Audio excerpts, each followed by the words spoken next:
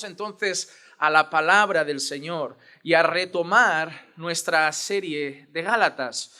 Y me gustaría que empezásemos, aunque sea un poco amplio, con la lectura del pasaje que hoy vamos a trabajar.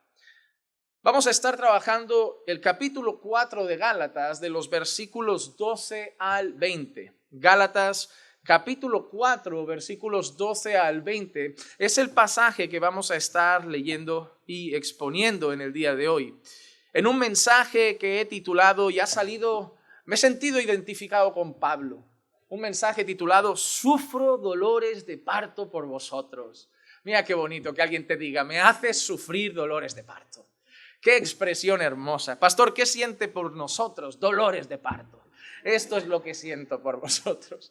Pero entenderemos lo que Pablo quiere decir. No soy yo, es Pablo quien se siente así.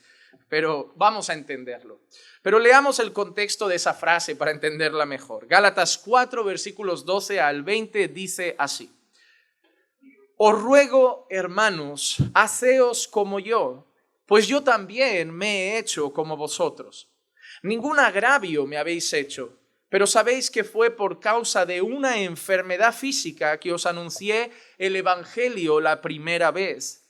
Y lo que para vosotros fue una prueba en mi condición física, que no despreciasteis ni rechazasteis, sino que me recibisteis como un ángel de Dios, como a Cristo Jesús mismo. ¿Dónde está, pues, aquel sentido de bendición que tuvisteis? Pues testigo soy en favor vuestro de que de ser posible os hubierais sacado los ojos y me los hubierais dado. ¿Me he vuelto, por tanto, vuestro enemigo al deciros la verdad? Ellos sostienen celo, no con buena intención, sino que quieren excluiros a fin de que mostréis celo por ellos. Es bueno mostrar celo con buena intención siempre, y no solo cuando yo estoy presente con vosotros, hijos míos, por quienes de nuevo sufro dolores de parto, hasta que Cristo sea formado en vosotros. Quisiera estar presente con vosotros ahora y cambiar mi tono, pues perplejo estoy en cuanto a vosotros. Señor, hemos elevado nuestras voces a ti con nuestras alabanzas. Hemos orado, Señor. Hemos cantado. Hemos exaltado tu nombre. Pero ahora queremos oírte a ti. Así como nuestras voces han subido hacia tu trono, ahora queremos que tu voz descienda hacia nosotros. Y tú hablas a través de tu palabra. Por eso te pido, Señor, que tu palabra hoy, como siempre es, dé fruto. Porque nunca vuelve vacía. Porque es viva y eficaz, Señor. Y sabemos, Señor, que esa palabra viva hoy saldrá desde este púlpito para hablar a los corazones, ministrada por tu Santo Espíritu.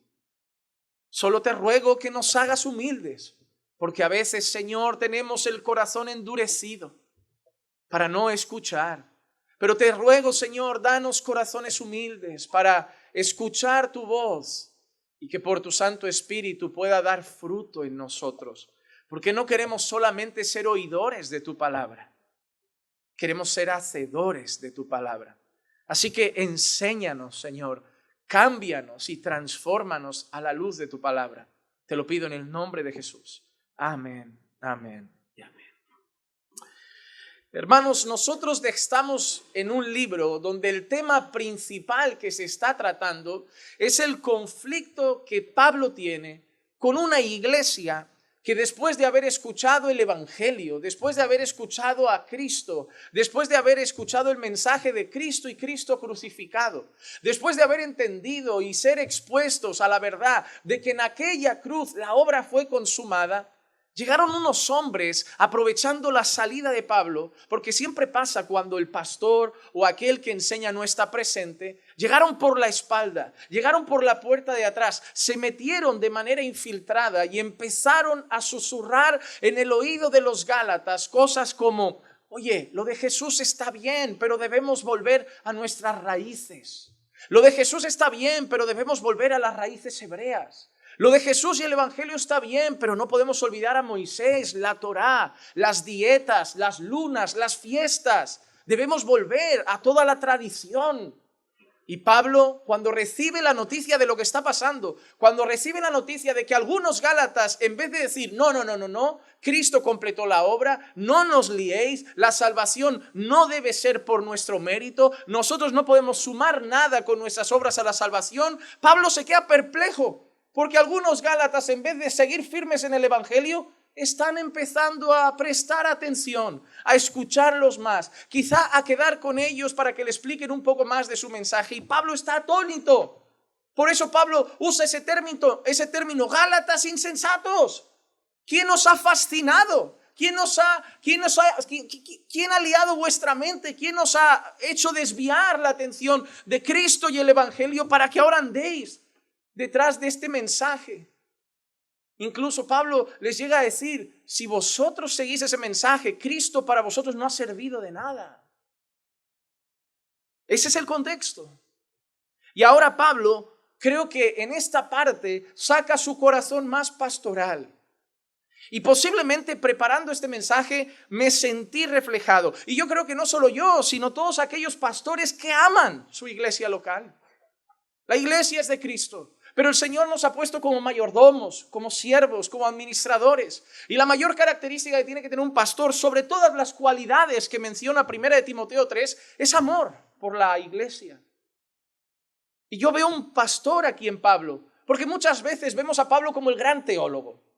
No, la doctrina, la enseñanza, la teología paulina, el gran predicador, el gran apóstol, el gran misionero. Pero lo que vamos a leer ahora no es el gran misionero, no es quizá el gran predicador. Ahora vamos a ver el gran pastor, porque Pablo tenía un corazón muy pastoral. A pesar de que Pablo no se quedó toda la vida en una misma ciudad, con una misma iglesia local, Pablo tenía un corazón pastoral. Y en estas palabras nosotros vemos no solo al teólogo, sino también al pastor, porque muchas veces los separamos. No, están los maestros y teólogos y están los pastores. No, el pastor también es teólogo. El pastor también es maestro. El pastor también enseña. No podemos separar esas dos personas. Pablo es las dos cosas. Es el gran maestro, el gran predicador, pero Pablo también es el gran pastor.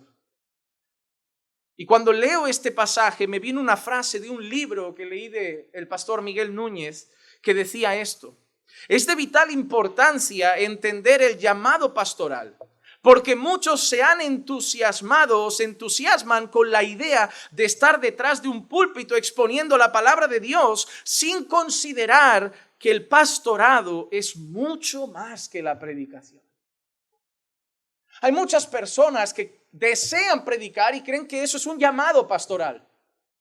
Dios me ha llamado a pastorear. ¿Por qué? Porque amo predicar. Bueno, puedes ser un gran predicador y no ser pastor.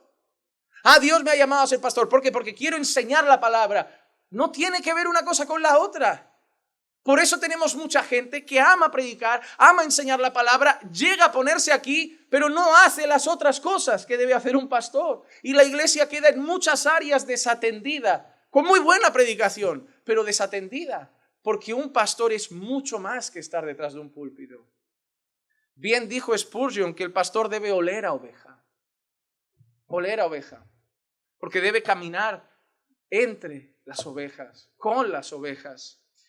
Y ahora vemos ese corazón de Pablo que no solo predica, el corazón que pastorea la iglesia, que ama la iglesia, que sufre por la iglesia. Y empieza de esta manera. Lo primero que Pablo empieza a decir es que a él no le han ofendido. En el versículo 12 dice: os ruego, hermanos, haceos como yo, pues yo también me he hecho como vosotros. Ningún agravio me habéis hecho. Leer algunas veces a Pablo cuesta. Yo entiendo que por eso otro apóstol dijo que a veces lo que Pablo decía era difícil de entender. Su manera de expresarse a veces cuesta y requiere darle vueltas, meditar, entender otras cartas de Pablo y cómo escribe para saber lo que quiere decir. ¿Qué quiere decir Pablo cuando dice, haceos como yo, porque yo también me he hecho como vosotros? ¿Qué quiere decir Pablo? En primer lugar, Pablo quiere que sean coherentes con el Evangelio. Pablo quiere que sean coherentes con el Evangelio. En Gálatas 2:14 dice: pero cuando vi que no andaban con rectitud en cuanto a la verdad del evangelio, dije a Pedro delante de todos: si tú, siendo judío, vives como los gentiles y no como los judíos, ¿por qué obligas a los gentiles a vivir como? Mira que le preguntó Pablo a Pedro. Mira que le ha dicho: ¿qué crees tú que significa si tú, siendo judío, vives como los gentiles? Ha cambiado algo en la vida de Pedro. El Pedro de tradición judía debe haber cambiado en algo, porque Pablo le dice: ahora vives como los gentiles. Y Pedro hace una cosa. Cuando llegan judaizantes, y nosotros leímos el contexto, por temor a los hombres, se aparta de los gentiles, se adapta un poquito a los judaizantes, y Pablo lo mira y dice: no puede ser. No puede ser que cuando estés como los gentiles, vivas como los gentiles que han creído en el Señor, y cuando lleguen los judaizantes, te apartes de ellos y vuelvas a comportarte como un judío de antes. No, y Pablo le dice: ¿por qué tú, que vives como los gentiles siendo judío, ahora quieres que los gentiles vivan como un judío? Y Pablo lo confronta, porque el evangelio que se predicaba, el evangelio que se anunciaba, el mensaje que Pedro había predicado y que Pablo había predicado, ese mensaje cambiaba la manera de entender muchísimas cosas. Y la vida de ellos había cambiado tanto que Pablo dice que ahora Pedro, siendo judío, vivía como un gentil. Pero cuando llegaban judaizantes, Pedro se adaptaba otra vez a lo de antes. Y Pablo le está corrigiendo porque dice: Pedro, tienes que ser coherente. O vivimos conforme al evangelio o nos volvemos a la tradición. Pero tienes que ser coherente. Tienes que ser coherente con la fe que profesas. Tienes que ser coherente con el evangelio que predicas. Tienes que ser coherente con el mensaje que anunciamos. Y por eso reprendió a Pedro por la incoherencia de lo que predicaba a lo que ahora estaba haciendo. ¿Qué quiere decir Pablo cuando le dice a los gentiles: yo me he hecho como vosotros, haceos vosotros como yo? Pablo había tenido una experiencia personal al conocer el evangelio. En el libro de Filipenses, el capítulo 3 y el versículo 4 al 7 dice así: aunque yo mismo podría confiar también en la carne. Si algún otro cree tener motivo para confiar en la carne, yo mucho más. Circuncidado el 8º día, del linaje de Israel, de la tribu de Benjamín, hebreo de hebreos, en cuanto a la ley fariseo, en cuanto al celo perseguidor de la iglesia, en cuanto a la justicia de la ley, hallado irreprensible. Pero todo lo que para mí era ganancia, lo he estimado como pérdida por amor de Cristo. Pablo había tenido su propia experiencia en su conversión. Y Pablo le dice que a esos hombres: si se trata de mérito, nadie tiene más que yo. Vengo del linaje, vengo de una tribu, soy circuncidado, soy fariseo, he perseguido a la iglesia y además, si me pones la ley delante, soy irreprensible. Esa expresión significa: toma la ley y échame un mandamiento en cara. Y Pablo dice: he cumplido la ley, me he puesto a obedecer los mandamientos, nadie me puede reprochar ningún acto de desobediencia. Vengo de una tribu, vengo de un linaje, tengo un maestro, he sido fariseo, he perseguido a la iglesia. Pablo está diciéndole: si fuera por mérito, yo me lo he ganado. Pero yo he entendido con el evangelio que ahí no hay esperanza, que ahí no hay salvación, que nadie puede justificarse según sus méritos, según sus obras. Y por eso tengo todo eso, como que para mí era ganancia, como pérdida, por amor a Cristo. Pablo, ¿qué dice? ¿Qué está diciendo Pablo ahí? Yo era un judío de élite y me hice un gentil. ¿En qué sentido? En mi fe. en mi esperanza, porque el judío de élite busca su propia justicia, el judío de élite busca su propio mérito, y yo me hice como los gentiles, que su única justicia es mediante la fe en Cristo. ¿Qué le está diciendo Pablo ahora a los hermanos de Galacia? Si yo, que era un judío de élite, me hice como vosotros, haceos vosotros como yo, no el judío de élite, el Pablo de ahora. El que tiene su fe en Jesús, el que confía en el Evangelio, el que sabe que la obra es consumada, el que sabe que Cristo es suficiente. Si yo tenía mérito, me volví como un gentil que lo único que puso es su fe en Jesús, ¿cómo vosotros, siendo gentiles, ahora queréis iros para allá? No, haceos como yo ahora, como el Pablo de ahora, como el Pablo convertido, como el Pablo creyente, que su única esperanza está en la obra de Cristo. Pero en ese versículo Pablo termina con una frase muy bonita. Ningún agravio me habéis hecho. Algunos se estaban desviando detrás de la enseñanza judaizante. Algunos se estaban marchando detrás de las herejías de esos judaizantes. Algunos estaban abandonando la fe. Algunos estaban abandonando el Evangelio. Pero Pablo se pone ahí. Y Pablo quiere que sepan que él no está enfadado con ellos. Porque a él no le han hecho ningún agravio. Mira lo que Pablo dice. Yo no estoy enfadado porque os habéis desviado, porque a mí no me habéis hecho nada. Os lo habéis hecho a vosotros y se lo habéis hecho al Señor. La gente a veces piensa, si yo me vuelvo al mundo el pastor se enfadará. No, a mí no me haces mal. Si yo me alejo de la iglesia el pastor se enfadará. No, a mí no me haces daño. A mí no me haces un agravio, yo sigo en el Señor, mi congregación sigue en el Señor, con mis hermanos sigo en el Señor, el daño te lo haces tú. Y la espalda se la das a Dios.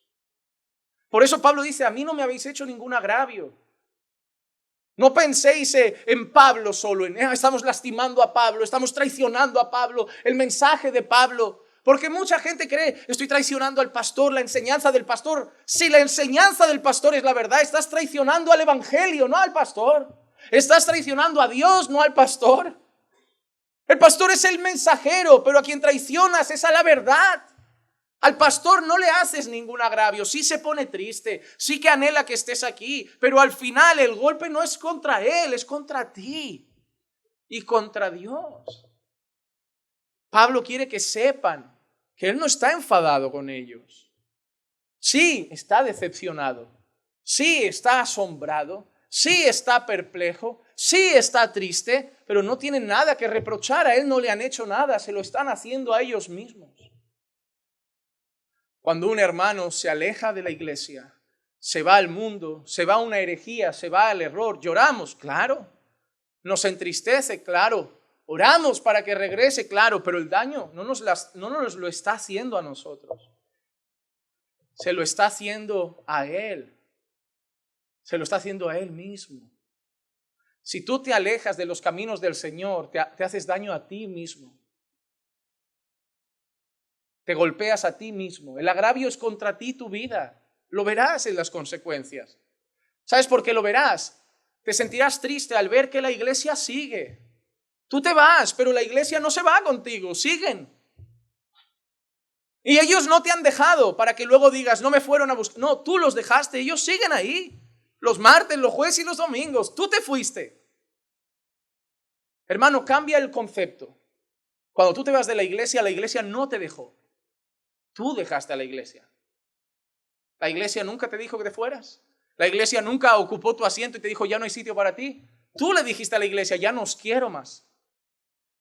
Se lo decía a una persona hace tiempo que llevaba mucho sin venir y le digo, hermano, solo recuerda una cosa, en esta historia el que está diciendo no hay amor eres tú hacia nosotros. No vayas luego a victimizarte diciendo no me amaron, no nos amaste tú. Nosotros seguimos aquí de brazos abiertos, te estamos esperando. Eres tú el que ha decidido ya no estar con nosotros. Eres tú el que ha decidido que ya no quiere nuestros abrazos. Eres tú el que ha decidido que ya no quiere congregar a nuestro lado. Eres tú el que ha decidido que prefiere el mundo a nosotros. Nosotros te seguimos amando. Eres tú el que ha amado a otro. No te victimices cuando dejes los caminos del Señor. No culpes a la iglesia de tu propia decisión. Y recuerda que la iglesia siempre estará ahí. Eres tú el que no quiere a la iglesia, no la iglesia quien no te quiere a ti. La gente se victimiza para calmar su conciencia y no reconocer que ellos se alejan. Nadie los aleja. Y eso es importante. Debemos reconocer que el agravio no está hecho contra la iglesia, ni contra el pastor, ni contra Pablo, se lo están haciendo ellos. Y por eso Pablo dice, a mí no me habéis hecho ningún mal, os lo estáis haciendo a vosotros. Y se lo estáis haciendo al evangelio. Porque ahora Pablo les recuerda el pasado. Mira el corazón de Pablo. Pablo ahora viaja al pasado, a la memoria, a cómo empezaron ellos.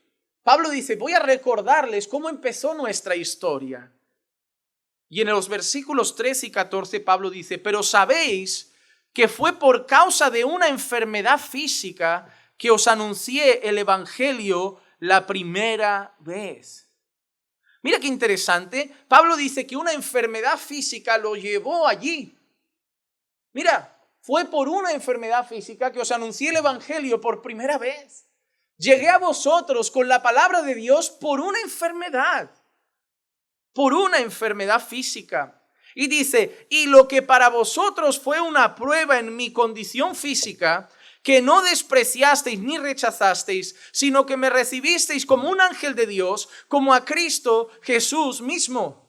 Y mira que Pablo les está recordando los bonitos tiempos juntos. Pablo dice, ¿recordáis cuando llegué a vosotros? Me llevó allí una enfermedad. Una enfermedad me llevó a vosotros y aproveché el momento para predicar el evangelio. Y me recibisteis enfermo. Me recibisteis en malas condiciones físicas. Y eso debería haber sido una prueba, una carga, una dificultad para vosotros. Pero no lo fue. Me recibisteis como un mensajero de Dios. Mira qué historia bonita les está contando Pablo. Pablo está diciendo, ¿queréis acabar con esta relación? ¿Queréis tomar otro camino con lo bonito que empezó nuestra historia? El tema de la enfermedad física en el versículo 15 parece que da un detalle.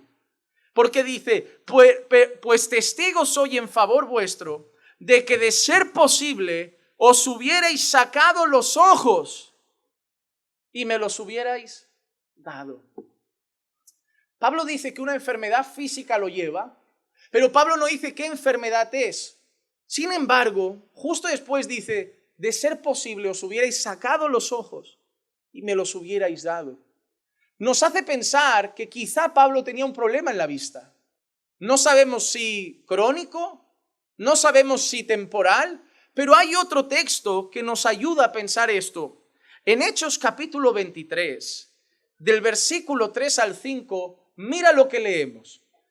Entonces Pablo le dijo, Dios te golpeará a ti, pared blanqueada. ¿Te sientas tú para juzgarme conforme a la ley y violas la ley ordenando que me golpeen? Los que estaban allí observando dijeron, al sumo sacerdote de Dios injurias. Y Pablo dijo, no lo sabía, hermanos, que él era el sumo sacerdote, porque escrito está, no hablarás mal de una de las autoridades de tu pueblo. A Pablo lo estaba alguien condenando, estaba animando y sentenciando a que le dieran golpes. Y en ese momento Pablo escucha eso de ese hombre, dice, tú que vas de maestro de la ley, de enseñar la ley, tú haces que me golpeen a mí, ojalá te golpeen a ti. Y alguien mira a Pablo y dice, Pablo, te estás pasando de la raya, que estás hablando como con el sumo sacerdote. Y mira que dice Pablo, uy, no me di cuenta que era el sumo sacerdote. Yo no creo que Pablo fuera irónico. Porque además Pablo conoce lo que dice la palabra. Dice, si hubiera sabido que era el sumo sacerdote, no lo hago. Porque la Biblia dice que no puedes maldecir, no puedes injuriar a una autoridad. Entonces, Pablo, ¿por qué lo has hecho? Porque además Pablo sabe que los sumos sacerdotes no se visten como el resto. Que los sumos sacerdotes llevan una vestidura particular. Que los sumos sacerdotes se visten de una precisa manera. Para distinguirlos precisamente, para que la gente sepa que son sumos sacerdotes, llevan una ropa en concreto. ¿Y por qué Pablo, después de hacer eso, dice, uy, no me di cuenta? ¿No será que Pablo no veía bien? ¿No será que Pablo tenía un problema en la vista? ¿No será que Pablo realmente no observó, no vio con claridad las ropas sacerdotales? ¿No será que algo le fallaba en la vista? Y miró y dijo, uy, no me di cuenta. Puede ser un despiste, puede ser raro que en todo el momento del diálogo no te des cuenta cómo se viste un sumo sacerdote, pero puede ser un problema de vista. No lo podemos afirmar, pero puede ser coherente, porque en ese contexto de los viajes andaba por la zona de Galacia a veces, y coincide que Pablo dice que si hubiera sido posible os hubierais arrancado los ojos y me los hubierais dado. Atando cabos entre los pasajes, no descarto que Pablo pudiera tener un problema en la vista. Y recién llega con esa enfermedad y con ese problema en la vista a la iglesia de Galacia, y eso es una prueba. Pablo dice, eso debería haber sido una prueba difícil para vosotros. ¿Por qué? Porque recibir un enfermo nunca es fácil. Era una prueba, pero lo hicisteis con gozo y me recibisteis como un ángel de Dios. La palabra ángel, recordemos, es mensajero, como un mensajero de Dios, como a Cristo Jesús mismo. Hermanos, recordemos cosas que en este pasaje podemos aprender. La primera, que servir a Dios no siempre se hace en condiciones favorables. En 1 Corintios capítulo 2 y el versículo 3 dice, y estuve entre vosotros con debilidad y con temor y con mucho temblor. Servir al Señor no es siempre en buenas condiciones. Pablo llegó a predicar el evangelio a Galacia a través de una enfermedad. El Señor puede usar una dificultad, una enfermedad para seguir expandiendo el evangelio. Hermano, ¿sabías tú que las veces que el evangelio más se ha expandido ha sido a través de la persecución? Que cuando ha habido persecución feroz y creyentes han tenido que correr por su vida, es cuando el evangelio ha llegado a más rincones de este mundo. Cuando no, los creyentes están cómodos en su ciudad, ahí adorando al Señor con libertad, con comodidad, con tranquilidad. Pero cuando llega el fuego de la persecución, han tenido que correr. ¿Recuerdan cuando Jesús dice, vendrá sobre vosotros el Espíritu Santo y me seréis testigos en Jerusalén, en Judea, en Samaria y hasta los confines de la tierra? Todo el mundo quería quedarse en Jerusalén. Pero en cuanto empieza a haber conversiones en Jerusalén, se empieza a agitar Jerusalén. La persecución llega contra la iglesia y muchos creyentes deben empezar a correr a otras ciudades. ¿Qué ciudades llegan a habitar? Judea, Samaria y los confines de la tierra. El Señor puede usar la persecución. Y el Señor puede usar la enfermedad. Y el Señor puede usar la necesidad. Porque todo coopera para bien de aquellos que aman al Señor, aunque no todo siente bien, pero sirve para que el Señor siga cumpliendo sus santos propósitos. Y Pablo llegó a Galacia por una enfermedad. Y Pablo a los Corintios dice que estuvo entre ellos con debilidad, con temor y con mucho temblor. A veces tus pastores estarán aquí, pero rotos, tristes, débiles, superando una enfermedad, pasando por momentos duros en su vida. Sí, compadécete en amor, pero valóralo, porque debes entender que Dios los ha mandado a servir, no solo cuando la vida va bien, sino en todo momento. El servir a Dios es como un matrimonio, en la salud y en la enfermedad, en la riqueza y en la pobreza, en lo bueno y en lo malo, siempre te serviré. Porque es muy fácil decir, Señor, yo te sirvo mientras la cosa va bien. Cuando la cosa va mal, me marcho. Hay mucha gente así con el Señor, que solo está disponible para el Señor cuando está bien Él. Hermanos, me voy a dar un tiempo de esto. Ay, ¿por qué? Ahora no estoy bien. Y yo tampoco. Imagínate los pastores cada 6 meses se dan un tiempo de la iglesia. Pero es curioso, cuando se trata de los pastores, la gente se queja. Yo no veo bien que un pastor se tome ese tiempo.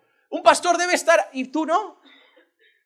Nunca cobres algo diferente de lo que te cobras a ti, porque tú eres tan siervo de Dios como los pastores, en distintas áreas. Pero todos somos llamados a servir al Señor. No todos somos dedo, ni mano, ni oreja, ni pie, ni boca, ni ojo. Pero todos somos parte del cuerpo y llamados a servir al Señor. Así que exígete la misma responsabilidad y diligencia que le exiges a tus pastores. El pastor debe estar en todos los cultos. Tú también. Yo no veo bien que un pastor falte a la reunión de oración. Tú tampoco. Yo no veo bien que un pastor llegue tarde. Tú tampoco. Yo no veo bien que un pastor esté en una reunión de hombres, no vaya. Tú tampoco. Yo no veo bien todo lo que no veas bien de un pastor. No lo veas bien de ti tampoco. Yo creo que el pastor debe estar en todos los cultos. Y los miembros también. Yo creo que el pastor debe estar siempre disponible para la iglesia. Y los miembros también. Yo creo que el pastor... Y los otros también. Te han enseñado mal si piensas que tú estás aquí para recibir y el pastor está aquí para darse solo él. Somos llamados a servirnos, cuidarnos, amarnos, llevar las cargas unos de otros. Por eso cuando la iglesia crece, la gente sigue así de brazos cruzados. El pastor no llega, pero llegaríamos todos juntos, unos y otros, sirviéndonos en amor. Hermanos amados, sí, el pastor tiene una ardua tarea y una gran responsabilidad y no debe ser vago y apoyarse en la iglesia para que la iglesia haga su trabajo, pero la iglesia también es llamada a servir al Señor. También. Y no siempre tendrás condiciones favorables. Hay días que estarás triste y estarás aquí. Tenemos un hermano hoy aquí que recién perdió a su papá de un infarto y está aquí. No se quedó en casa, triste, porque como leyó John Jairo, cuán hermoso es estar con los hermanos.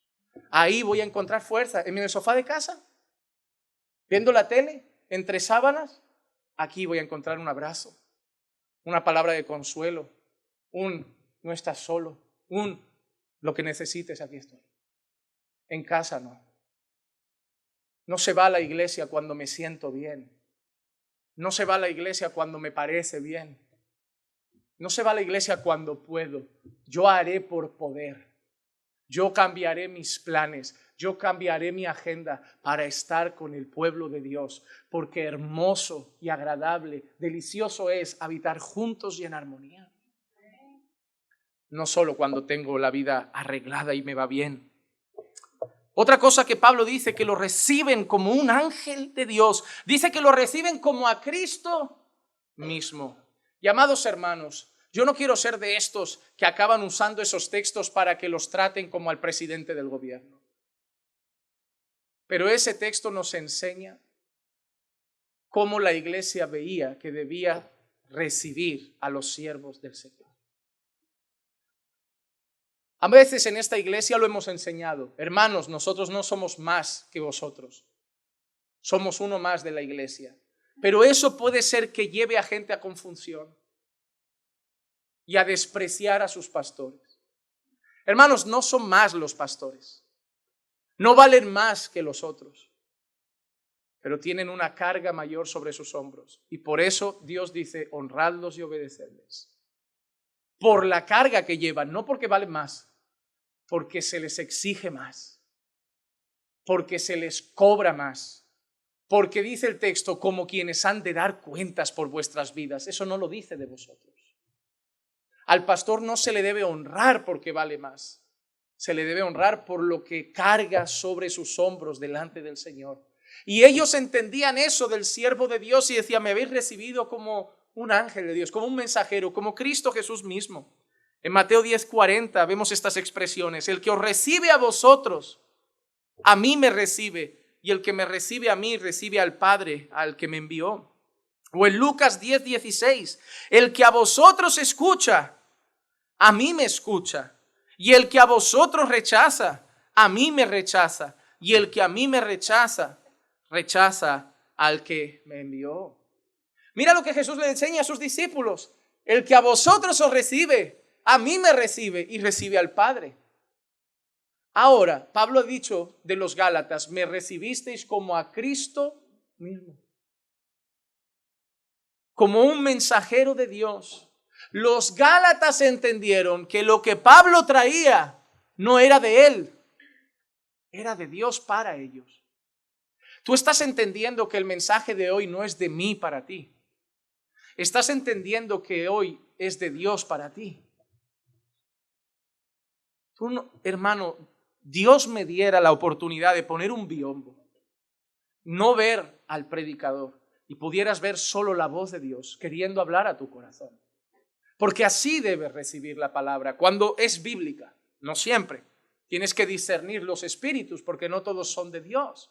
Pero tienes que saber algo, Primera de Tesalonicenses capítulo 2 y versículo 13. Por eso también nosotros sin cesar damos gracias a Dios de que cuando recibisteis la palabra de Dios que oísteis de nosotros, la aceptasteis no como la palabra de hombres, sino como lo que realmente es la palabra de Dios, la cual también hace su obra en vosotros los que creéis. ¿Cómo recibieron los tesalonicenses la palabra? No como la palabra de los hombres, sino como la palabra de Dios. Cada martes, cada jueves, cada domingo que escuches en este lugar la palabra, dile a tu corazón, corazón, recibe la palabra como lo que es. No palabra de hombres, sino palabra de Dios. Ya sea Juan Manuel, o ya sea Marcos, o otro hermano, si se abre la Biblia y se expone la Biblia, está Dios hablando. A través de un hombre, a través de un mensajero, pero recibámoslo como lo que es, palabra de Dios. Hay mucha gente que en la iglesia viene diciendo, hoy Dios no me habló, porque necesitan quizá como antiguamente que alguien al finalizar el culto le diga, varón, levántate, así dice el Señor. Necesitan el recadito personal, pero si la Biblia está abierta y tu corazón atento, Dios te habla cada día. El problema es si tú lo recibes cada día como palabra de Dios. Porque a veces solo lo recibo como palabra de Dios cuando me gusta. Si no me gusta, viene del pastor. Si me gusta, viene de Dios. Lo recibo. Hermano, a veces lo que más te duele viene de Dios. Y a veces lo que más te motiva viene de los hombres. Dios te quiere hacer grande, poder. Lo recibo. Amén. Eso es de Dios. Dios quiere matar tu orgullo, orgulloso, soberbio, arrogante, reconócelo. Pastor, ¿está en la carne, oye? Claro, ¿no? Como no te aplaude el ego, es el pastor que está en la carne. Pero si te aplaude el ego, es palabra de Dios. A mí me hiere Dios con su palabra cada semana. Y no son los hombres. Los hombres a veces aplauden, elogian. Pero Dios me hiere, porque Dios sabe que para cambiarme primero tiene que herir mi orgullo, mi arrogancia, mi ego, para que Cristo brote en mí, su carácter brote en mí. El vaso tiene que ser amasado por el alfarero. Y duele, pero yo sé discernir que ese dolor es Dios cambiando mi vida. Y yo lo recibo como lo que es, palabra de Dios y no de los hombres. Duele, pero sé que viene de ti. ¿Por qué muchas personas dicen, pastor, cuando empecé a escucharle sus mensajes eran duros, pero sabía que los necesitaba? ¿Por qué decían eso? Porque podían ser duros, pero salían de la Biblia. ¿Cómo me voy a pelear con la Biblia? Pelearme con la Biblia es pelearme con Dios. Y lo recibieron, a pesar de que dolía al principio, pero lo recibieron como lo que es, palabra de Dios y no de los hombres. Sin embargo, en esa historia tan bonita de Pablo, ahora la historia toma un rumbo triste. Y Pablo les hace unas preguntas. En el versículo 15 dice, ¿dónde está pues aquel sentido de bendición que tuvisteis? ¿Sabes lo que está diciendo Pablo? Cuando llegué a vosotros y prediqué, todo era una bendición. ¡Qué bendición el Evangelio! ¡Qué bendición Pablo! ¡Qué siervazo del Señor! ¡Qué gran pastor ha llegado! ¡Qué gran predicador tenemos! Y Pablo ahora les dice, ¿dónde quedó ese sentimiento? ¿Qué ha pasado? Soy el mismo. Predico lo mismo. Es triste, ¿no? Porque algunos hermanos a veces llegan a una congregación y dicen, ese pastor es un hombre de Dios. Yo quiero esa palabra. Yo quiero esa congregación para mi vida.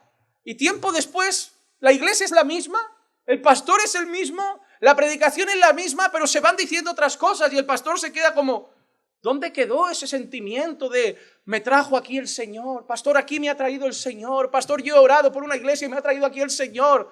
Entonces, ¿quién se te ha llevado? ¿Dónde quedó? Eso es lo que pregunta Pablo. ¿Dónde quedó ese sentimiento de bendición? ¿Dónde quedó eso? ¿Dónde quedó esa alegría de cuando empezamos? Y Pablo realmente está diciendo, yo no he cambiado, vosotros estáis cambiando. Vuestro corazón está cambiando.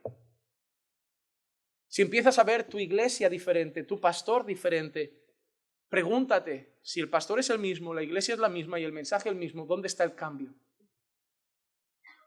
Y entonces habla con tu corazón y llévalo al Señor y dile, Señor, no sé qué me está pasando, pero yo quiero volver a sentir lo que sentía cuando llegué. Eso es lo que quiero. Porque mira la segunda pregunta que hace Pablo en el versículo 16. Me he vuelto, por tanto, vuestro enemigo. Y ahora Pablo dice por qué les está doliendo. Al deciros la verdad. Ay, hermano, qué triste que el que nos endulza el oído es nuestro mejor amigo. Y se vuelve nuestro enemigo el que nos dice la verdad. Te voy a hacer unas preguntas. La primera, ¿odias al que te reprende? ¿Odias al que te corrige? ¿Odias al que te llama la atención? ¿Odias al que no está de acuerdo contigo? Cuando alguien va contra tu idea, contra tu pensamiento, cuando alguien corrige tu andar, corrige tu hablar, corrige tu carácter, ¿qué sentimiento brota? ¿Le coges manía, rabia, enfado? En Amós capítulo 5, versículo 10 dice, ellos odian en la puerta al que reprende y aborrecen al que habla con integridad. Qué triste, porque mira, la palabra integridad es algo honorable, pero el que les habla con integridad lo aborrecen. Recuerdo hace años una persona que se fue a la iglesia y la expresión es esta, yo no voy a la iglesia para que no me hagan sentir cristiano. La reprensión era mucha. Hermano, esa relación no está bien, hermano, ese noviazgo no está bien, hermano, eso que estás haciendo no está bien. Y de golpe ya no te saludan, te miran raro, te mandan un WhatsApp, pastor, solo para avisarle que estoy orando para ver si debo seguir ahí. Buenas noches, que duerma bien. Sí, claro, mandar ese mensaje a las 10 de la noche es el deseo de que alguien duerma bien. O te lo dicen antes de predicar el domingo, pastor, mire, por si no hay tiempo después del culto, quiero que sepa que estoy pensando en dejar la iglesia. No, lo mejor para mi corazón al subir al púlpito es eso. Hay tanta maldad que buscan hasta los momentos que más pueden arruinarte el día. El problema es que tú dices, ¿qué ha pasado? Y empiezas a memorizar y dices, vale, le llamé la atención.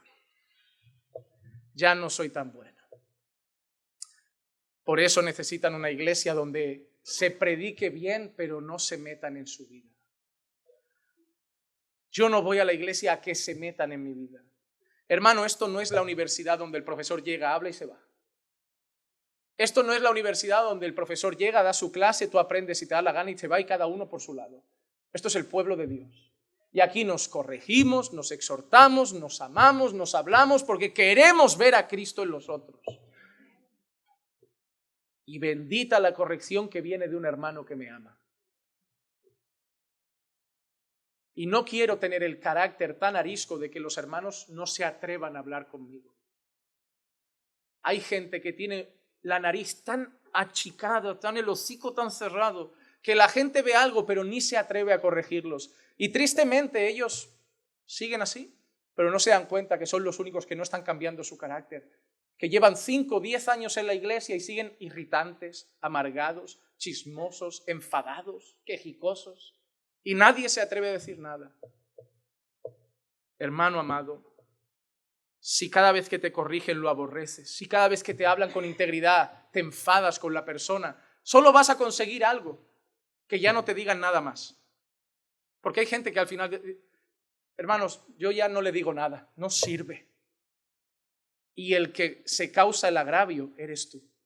Porque cuando ya la gente no se atreve a decirte nada y dice, en manos de Dios lo dejo, solo muestra una cosa, que tu crecimiento en santidad va a ser más lento. Porque la gente no se anima a decirte lo que se ve de fuera. Y tristemente lo que tú ves normalmente no es lo que se ve de fuera. La gente tiene una perspectiva más real de nosotros. Hermanos, mira cómo vio un rey a Elías. En Primera de Reyes 21:20 dice, y Acab le dijo a Elías, ¿me has encontrado, enemigo mío? Y él respondió, te he encontrado porque te has vendido para hacer el mal ante los ojos del Señor. Mira cómo llama el rey al profeta. Me has encontrado, enemigo mío. Y él, enemigo, ¿por qué? Porque te he dicho que te has vendido. Así son muchos. El pastor era bueno hasta que me corrigió. El pastor era bueno hasta que se metió en mi vida. Ya no estoy de acuerdo con esas cosas que estaban en el curso de membresía que acepté, pero ahora de golpe me parecen mal. Porque en el fondo somos orgullosos. ¿Qué es un amigo para muchos? Sino aquel que cuando le digo, mi mujer es así, déjala, es mala, es verdad, nunca nos gustó. Mereces algo mejor. El verdadero amigo te dice, si la trataras mejor, igual cambiaría. Si la amaras, igual cambiaría. Si fueras menos bruto con ella, igual cambiaría. Si le dieras más caso a ella que al móvil, eso es un amigo. Lo otro, no le importas tú. Mientras tú le sigas invitando a algo. Amigo no es el que siempre me da la razón. Amigo es el que siempre me busca lo mejor. Amigo no es el que me voy a desahogar con mi amigo y voy allí porque sé que me da la razón siempre. No, amigo es el que busco el consejo, aunque el consejo sea, el problema eres tú y no ella. Eso es un amigo. Déjame hacerte la última pregunta. ¿Cómo recibes la reprensión? Proverbios 9:8 dice, no reprendas al escarnecedor para que no te aborrezca, reprende al sabio y te amará. Hermano, ¿eres necio, escarnecedor o eres sabio? ¿Cómo reaccionas cuando te corrigen? ¿Aborreces o amas? Mira lo que es bonito, según lo que dice Salomón. Tu reacción a la corrección dice de ti más que de la corrección. Cuando te corrigen, tu actitud revela si eres sabio o eres necio. Y ahora Pablo da un detalle interesante en los versículos 17 y 18. Mira lo que dice. Ellos sostienen celo. Ahora está hablando Pablo de los falsos maestros. Dice, ellos sostienen celo, no con buena intención, sino que quieren excluiros a fin de que mostréis celo por ellos. Mira lo que quiere. Pablo les está diciendo, ellos vienen con celo, pero no con buen celo. Ellos quieren excluiros, quieren sacaros para que mostréis celo ¿por quién? Por ellos. El falso maestro no quiere que tengas celo por el evangelio. El falso maestro no quiere que tengas celo por la verdad. El falso maestro no quiere que tengas celo por Cristo. El falso maestro quiere que seas devoto de Él. El maestro, el ungido, el grande. Por eso hay iglesias donde la gente es más fiel a su pastor que a Dios. Porque el pastor trabaja de una manera para que la gente le sea leal a ciegas. Da igual lo que digan otros. Yo he visto pastores que dicen, no veas otros pastores en internet. No veas otros predicadores en internet. Solo tu iglesia, solo tu pastor.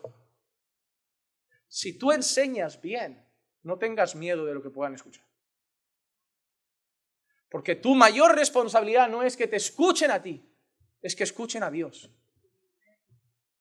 Y si tú les das palabra de Dios y les enseñas cómo se ve la verdad, cuando le traigan la mentira la van a distinguir. Y no tendrán que decir, es que mi pastor me dijo, es que mi pastor me enseñó, es que mi iglesia. No dirán, la Biblia dice, la Biblia dice, la Biblia dice. No necesitamos gente que para defender su fe diga, mi pastor, mi iglesia dicen. Necesitamos gente que para defender su fe diga, la Biblia dice. Pero los falsos maestros quieren que la gente sea celoso por ellos. Y mira que Pablo dice, es bueno mostrar celo por la verdad, con una buena intención siempre, y no solo cuando yo estoy presente con vosotros. Hermanos, el falso maestro tiene interés, pero no interés en el evangelio.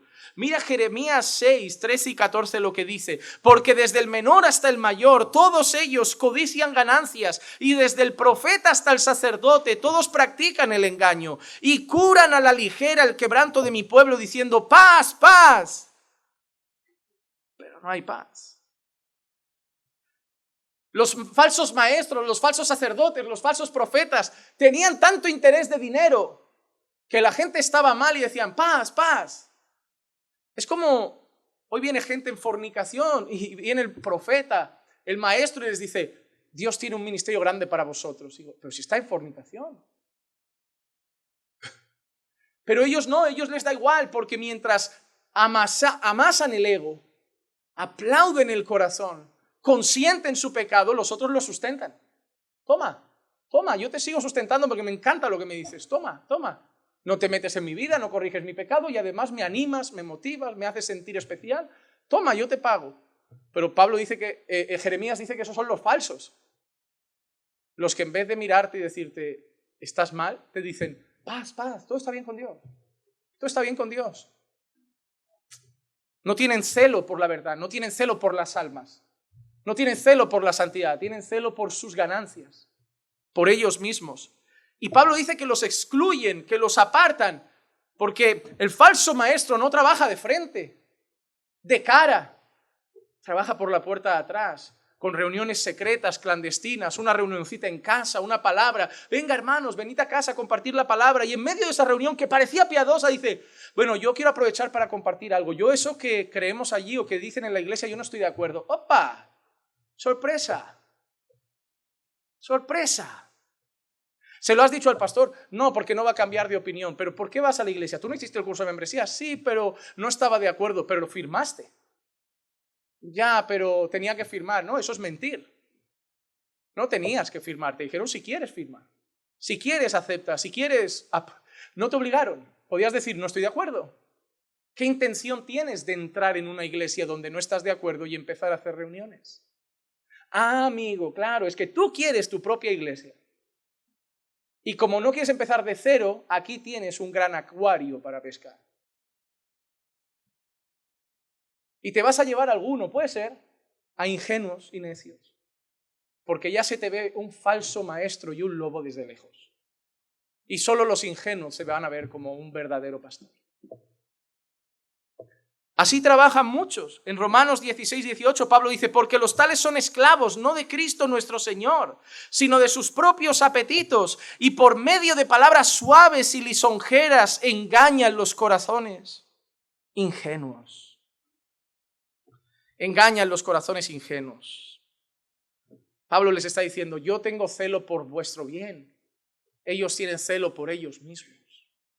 Por eso Pablo termina diciendo las últimas palabras que dan título al sermón y con las que concluyo estos últimos 5 minutos. Los versículos 19 al 20, Pablo dice, hijos míos, por quienes de nuevo sufro dolores de parto hasta que Cristo sea formado en vosotros. Pablo no les está reprochando nada, Pablo les está diciendo cuánto los ama. Por eso alguno escucha decir, pastor, ¿y usted sufre dolores de parto? No es que no te estoy diciendo que eres un problema para mí. Porque ¿cuántos padres sufren dolores de parto por sus hijos? Cuando tu hijo toma una mala decisión, cuando tu hijo no acepta tu consejo, cuando tu hijo hace algo equivocado, cuando tu hijo le dices no se junte con él y a tu espalda se junta y empieza a irle mal en la vida, ¿qué sientes? Dolor. ¿Lo reprochas? ¿Le odias? No. Es lo que trae el amor, porque el amor es sufrido. ¿Sabes quién no sufre por ti? El que le da igual tu pecado.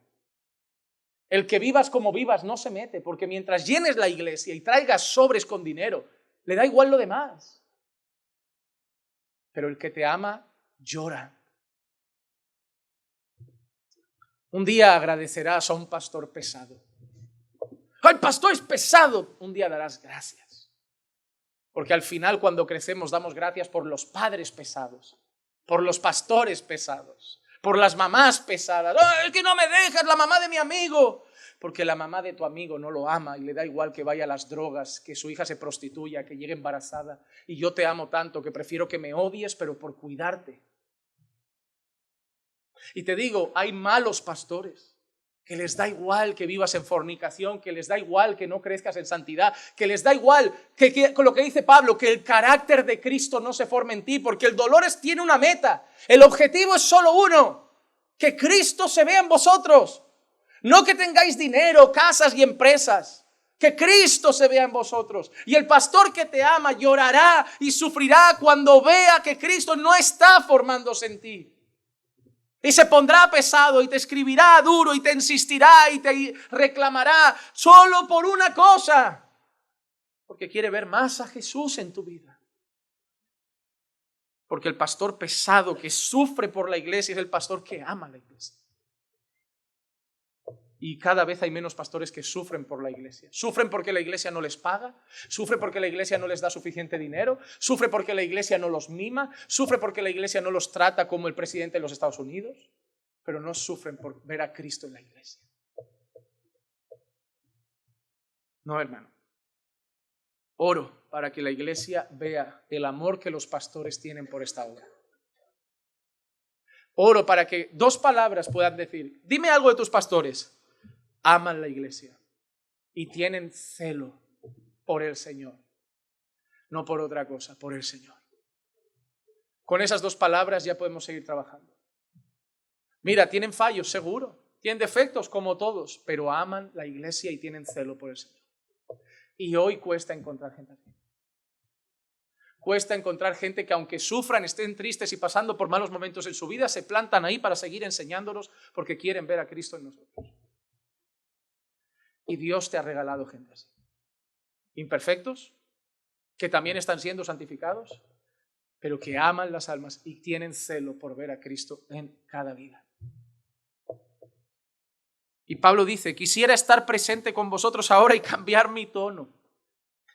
Querría cambiarlo, querría estar tranquilo, aplaudiendo y celebrando, pero estoy perplejo. Estoy perplejo, estoy asombrado, estoy triste. Porque ¿cuál es el mayor gozo de un verdadero pastor? En 3 de Juan, el capítulo 1, versículo 4, dice, no tengo mayor gozo que este, oír que mis hijos andan en la verdad. No hay mayor gozo que saber que vivís en la verdad. No dice que la conocéis, ¿ha visto? No dice que la conocen solamente, que andan.